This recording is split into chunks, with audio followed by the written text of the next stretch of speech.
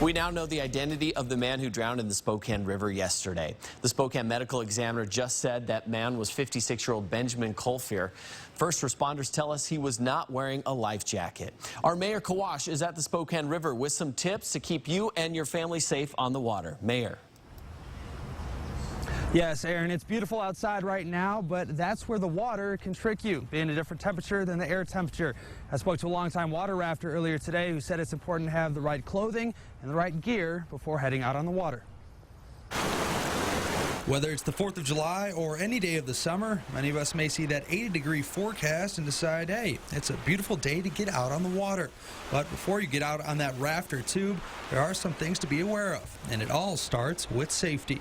It's a question of being aware of the water temperature itself, because if you fall out, whether it's from a tube or an inflatable kayak or a raft, when you hit that cold water, there is a certain amount of shock to your system, and you can only tolerate being in water that's 50, 55, 60 degrees for so long. Wearing the right clothing and, most importantly, wearing a life jacket could actually be a life-saving decision.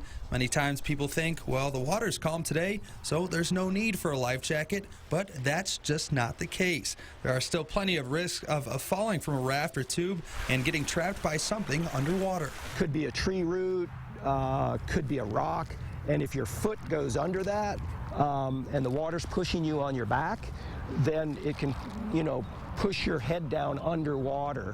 So we instruct our people that if they fall out, the first thing they want to do is immediately get their body flat, just like a raft, like they're a mini raft. Grubb says keeping your feet up is critical, as well as aggressively swimming away from any sweepers, which are falling trees or branches that may trap you in the water. And again, the easiest way to stay safe on the water is wearing that life jacket.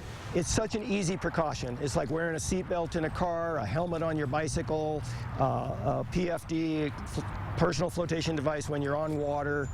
It just protects you from so many potential problems. We can't emphasize enough how important it is to keep wearing this life jacket at all times on the water. And along with that, group integrity is important. The person in the front of your group should have eyes on the back of the group as well.